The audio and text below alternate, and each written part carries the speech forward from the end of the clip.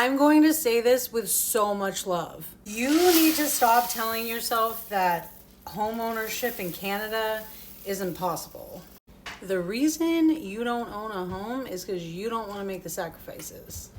I say this with so much love. When I say you need to make sacrifices, I mean you need to go buy a crusty camper and put it on some land and live in it. I mean, it doesn't even have to be crusty. You can go to a RV dealership and get one on payments if your credit's decent. I lived in a camper for 2 years in Nova Scotia.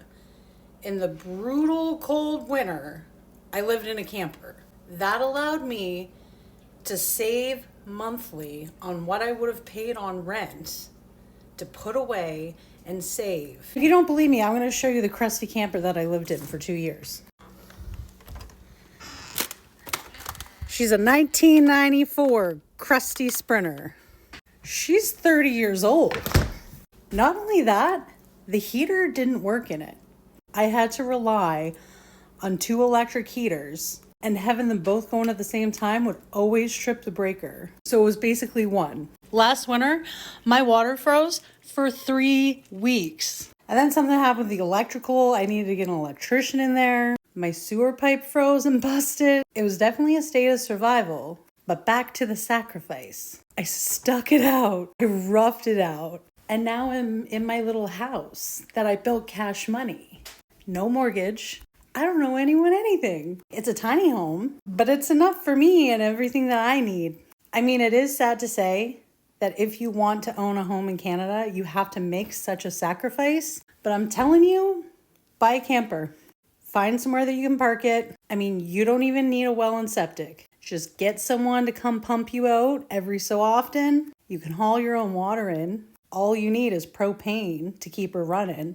I mean, you will need power, but then save. Save your ass off for a whole year. After you save for a whole year, I can almost guarantee you're going to have enough cash to go buy a piece of land, like your very own piece. Then you're going to move your crusty little camper over to your own piece of land. At that point, you can get the power company to come in, put in a temporary power post. Now you're going to have power on your own little land. Then you're going to save for another 6 to 7 months. Then you're going to put your well and your septic in there. See where I'm going with this? So now you're living real good. You got your own well, your own septic, your own little camper on your own little piece of land. Like, you just beat the system. Like, you stepped out of the matrix and now you have ownership.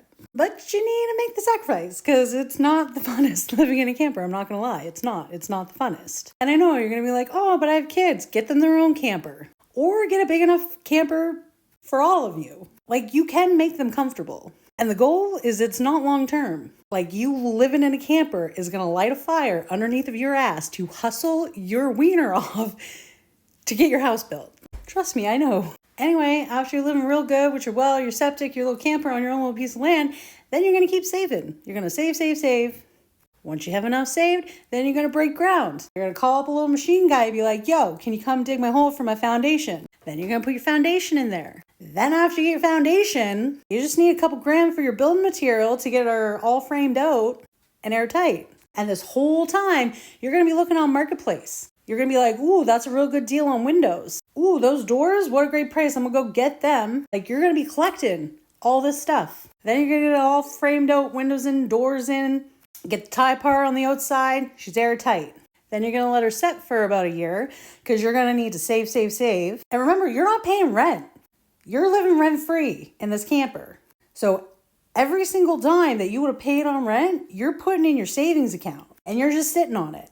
Then once you got enough saved, you got to get your electrician in there, your plumber in there. Going to get that all roughed in. Then you're going to save some more. Going to get your insulation and drywall. And then, I mean, once those things are kind of like in, it's gravy.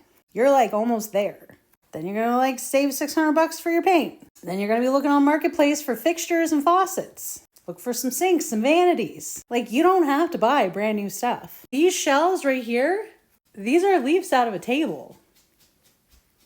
I got my flooring for free. I got my cabinets for free.